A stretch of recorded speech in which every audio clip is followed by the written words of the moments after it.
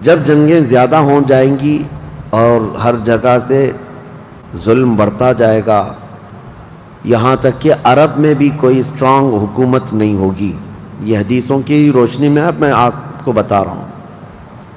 وہ تو ابھی نظر آ رہی ہے کوئی اسٹرانگ حکومت نہیں، وہ کٹ پتلی ہے. کبھی اس کو امریکہ ہانکتا ہے، کبھی رشیا ہانکتا ہے، کبھی چائنا ہانکتا ہے.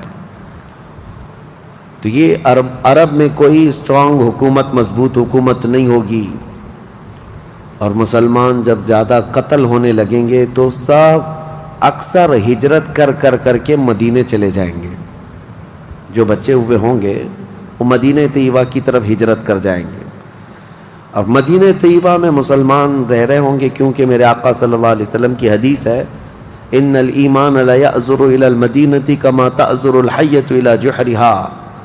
ایمان جو ہے مدینے سے نکلا ہے اور گھوم پھر کر کے پوری دنیا سے ایمان واپس مدینے میں ویسے ہی آ جائے گا جیسے سانپ اپنے سوراخ میں واپس آتا ہے.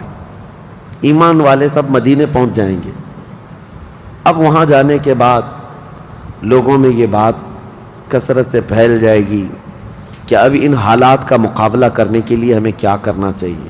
بہت مجبور ہو چکے، کوئی راستہ نظر نہیں آتا. تو اس وقت جو مدینے میں تھے علماء صلحاء سب بیٹھ کر کے مشورہ کرتے ہیں کہ ہم کو امام مہدی کو تلاش کرنا ہوگا. اور یہ وہ زمانہ ہوگا جب امام مہدی مدینے میں پیدا ہو چکے ہوں گے. یہ وہ زمانہ ہوگا جب امام مہدی مدینے میں ہوں گے. امام مہدی جن کی بشارت اللہ کے نبی صلی اللہ تعالیٰ علیہ وسلم نے اپنی حدیثوں میں عطا فرمایا، ان کا نام حضور کے نام پر ہوگا. ان کا نام محمد ہوگا اور ان کے والد کا نام بھی حضور کے والد کے نام پر ہوگا. اور اللہ کریم کی طرف سے بھیجے جانے والے اس روئے زمین کے وہ آخری خلیفہ راشد ہوں گے. مدینہ طیبہ میں وہ ہوں گے لیکن وہ اپنے آپ کو چھپا کر کے رہ رہے ہوں گے. اب لوگ جب انہیں تلاش کرنے ہوں گے، اس دوران کئی جھوٹے مہدی بھی تیار ہوں گے، کیونکہ امام مہدی کا چیپٹر سب نے پڑھا ہے. جھوٹے مہدی دعویٰ کریں گے لیکن مار کھائیں گے، مریں گے، جیلوں میں جائیں گے. یہ جھوٹے مہدیوں کا یہی ہوتا رہے گا. امام مہدی اپنے آپ کو چھپا رہے ہوں گے کہ کہیں لوگ مجھے پکڑ کر حاکم نہ بنا لیں، امام نہ بنا لیں.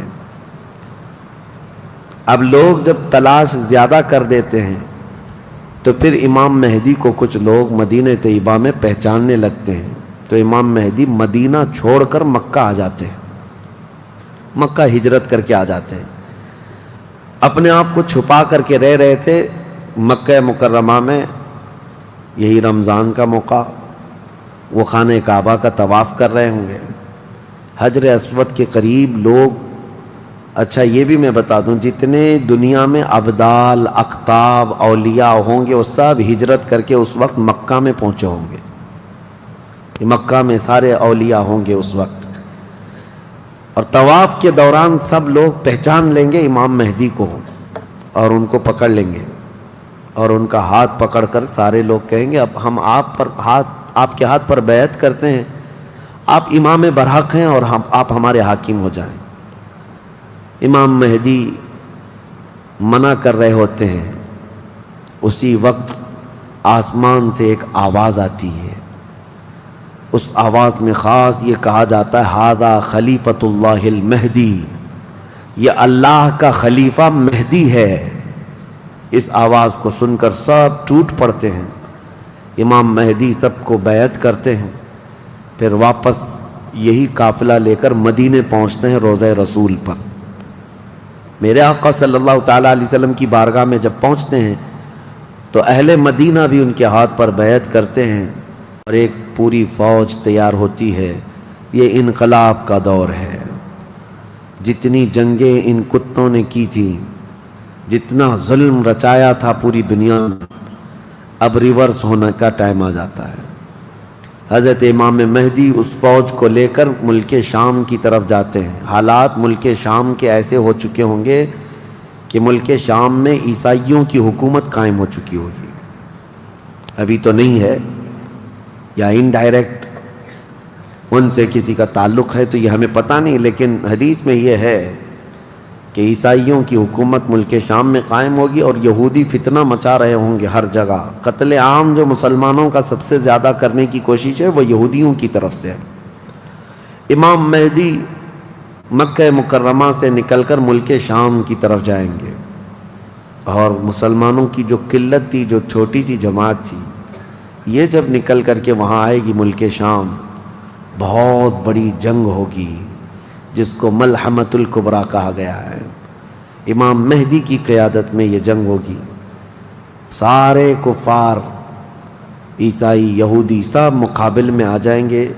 ان کی تعداد جو حدیث میں بتائی گئی ہے وہ 80 جھنڈوں کے نیچے آئیں گے، اور ہر جھنڈے کے نیچے 12,000 لوگ ہوں گے. اور یہ مسلمانوں کی نہیں ہے، یہ کفار و مشرکین کی. تقریباً یہ 9,60,000 کی تعداد بنتی ہے کفار و مشرکین کی. 9,60,000. مسلمانوں کی تعداد کتنی ہوگی یہ تو نہیں پتا. اس کے بعد جنگ جب شروع ہوتی ہے، پہلے دن مسلمانوں کا 1/3 حصہ میدان چھوڑ کر بھاگ جاتا ہے. جو کمزور دل تھے وہ چلے جائیں گے، اور ان کے متعلق کہا گیا ہے کہ یہ ایسے لوگ ہوں گے جن کی توبہ کبھی نہ قبول ہوگی، اور روئے زمین کے سب سے بدترین لوگ ہوں گے. وہ سب سے بدترین لوگ ہوں گے جو میدان چھوڑ کر بھاگ چکے ہوں گے. 1/3. دوسرے دن 1/3 شہید ہو جائیں گے، قتل ہو جائیں گے. تیسرے دن اللہ تعالیٰ اس مومنین کی قلیل جماعت کو فتح مبین عطا فرمائے گا. اور اس کے بعد ملک شام کے سارے انتظامات امام مہدی کے ہاتھ میں ہوں گے. دمشق جب وہ آئیں گے، دمشق کی جامع مسجد سے امام مہدی اپنے انتظامات و انصرامات کو سنبھالیں گے. پھر وہاں سے امام مہدی اسی فوج کو لے کر قسطنطنیہ جو موجودہ استنبول ہے اس کو فتح کرنے کے لیے نکلیں گے. اس وقت وہ بھی عیسائیوں کے ہاتھ میں ہوگا. اب جب امام مہدی یہاں آئیں گے، صرف ایک ہی دن میں قسطنطنیہ یعنی استنبول فتح ہوگا. اور اس کی بھی کیفیت بتائی گئی ہے، مسلمانوں کے صرف نعرے تکبیر سے فتح ہوگا. صرف اس لیے کہ ایسی ہیبت طاری ہوگی ان کفار و مشرکین کے دلوں میں. پورا شہر فتح ہوگا. امام مہدی یہ شہر فتح کر کے واپس ملک شام آئیں گے، دمشق میں آئیں گے. اب یہ وہ وقت ہوگا جب امام مہدی مسجد سے انتظامات و انصرامات سنبھال رہے ہیں، اور کثیر جنگیں اس وقت بھی ہوں گی، لیکن ہر جنگ میں اللہ تعالیٰ امام مہدی کو فتح عطا فرمائے گا. ہر جنگ میں. اور یہودی دسیسہ کاری کر رہے ہوں گے، امام مہدی کو ختم کرنے، قتل کرنے کی بہت کوششیں کر رہے ہوں گے. پھر امام مہدی ان یہودیوں سے لڑتے رہیں گے. اس وقت اللہ کی بارگاہ میں امام مہدی بھی دعا کرتے ہیں کہ مولا ان ظالموں سے ہمیں نجات عطا فرما. اور یہودی بھی جگہ جگہ اس بات سے پریشان ہوں گے کہ امام مہدی نے ان کا بیڑا غرق کر رکھا ہے. جہاں جاتے ہیں مقابل میں یہ شکست کھاتے ہیں، مر جاتے ہیں، اور ان کے مقابل میں کوئی آ نہیں پا رہا ہے. تو پھر ایران کے ایک علاقے میں یہ یہودی کثرت سے دعا میں مشغول ہوں گے. یہ وہ زمانہ ہوگا جب عراق اور شام کے بیچ میں دجال ظاہر ہوگا. دجال جس کے متعلق حدیث پاک میں تفصیلاً بہت ساری باتیں آئی ہیں. دجال آئے گا، وہ ایک آنکھ سے کانا ہوگا، آنکھیں دونوں ہوں گی، ایک آنکھ اس کی نظر آئے گی، اور اس کی آنکھ کے کنارے کافر لکھا ہوا ہوگا جس کو مسلمان دیکھ کر پہچان لیں گے. اور وہ بڑا بھاری بھرکم طاقتور ہوگا، اور اللہ تعالیٰ اس کو بہت سارے خارق عادات چیزیں عطا کرے گا. وہ ظاہر ہوگا اور سب سے پہلے یہودیوں میں آ کر کے ہی بیعت لے لے گا، یعنی اپنے آپ کو پہلے رسول بنائے گا. اور پھر سارے یہودی، حدیث پاک میں تو ہے کہ اصفہان ایران کے 50,000 یہودی اس کی فوج میں شامل ہوں گے. ہاں، جس کو یہ مسیحا کہتے ہیں اور اس کے انتظار میں بلیاں چڑھا رہے ہیں. یہ ظاہر ہوگا عراق اور شام کے بیچ میں ہے. اور پھر یہ سب یہودی دجال کی فوج میں شامل ہوں گے. دجال ایسے نکلے گا روئے زمین پر، حدیث پاک میں یہ سب ملتا ہے کہ وہ آسمان سے گہے گا تو آسمان سے بارش برس جائے گی، زمین سے سبزہ نکلنے لگے گا، کسی کو مار کے دوبارہ زندہ کر کے دکھائے گا، یہ سب چیزیں وہ کر کے دکھائے گا، یہاں تک کہ چلتے چلتے زمین سے کہے گا تیرے اندر جتنے خزانے ہیں نکال، زمین پورے خزانے باہر کرے گی، اور جب وہ آگے چلتا رہے گا تو یہ خزانے شہد کی مکھیوں کی طرح اس کے پیچھے جھنڈ کی طرح چلتے ہوں گے خزانے، اور دنیا کے لالچی لوگوں کو ایک سکہ ہی چاہیے بس، جس کے پاس مال ہے اس کے پیچھے غلامی ہے۔ بہت بڑا فتنہ ہوگا، بہت بڑی آزمائش ہوگی، لیکن جو ایمان والے ہیں حدیث میں ہے اس دن بھی وہ نہیں بہکیں گے، اس دن بھی وہ نہیں بہکیں گے، وہ غضب کا ایمان ہوگا ان لوگوں کا۔ حضور صلی اللہ تعالیٰ علیہ وسلم نے فرمایا دجال کے فتنے سے مقابلہ کرنے والے جو مومن ہوں گے نا، اس کا فتنہ دیکھ کر کے بھی ایمان پر قائم ہوں گے، ان کے لیے حضور نے فرمایا وہ بغیر حساب کے ہی جنت میں جائیں گے، ان کا حساب نہیں ہوگا، وہ بنا حساب کے جنت میں جائیں گے۔ تو دجال روئے زمین پر گھوم رہا ہوگا اور فتنہ مچا چکا ہوگا، پہلے تو رسول کہتا رہا، اس کے بعد پھر خدائی کا دعویٰ کرے گا کہ میں خدا ہوں۔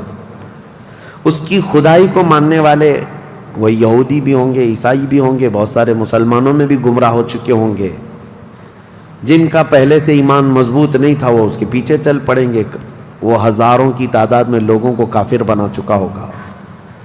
میرے عزیزو، دجال تو بہت بڑی بڑی چیزیں دکھا رہا ہے، آسمان سے بارش برسا کر کے، زمین سے سبزہ اگا کر کے، اور اس وقت کئی لوگ گمراہ ہو جاتے ہیں۔ یہاں تو چھوٹی موٹے باباؤں کے پیچھے ہی گمراہ ہوتے ہیں، آج تو چٹھی نکال کر دکھا رہا ہے بابا، تو بھیڑ لگ چکی ہے کہ تم کیا کھائے ہو، کیا پیے ہو، کیا سوچ رہے ہو، چٹھی میں نکال کر کے دکھاؤں گا۔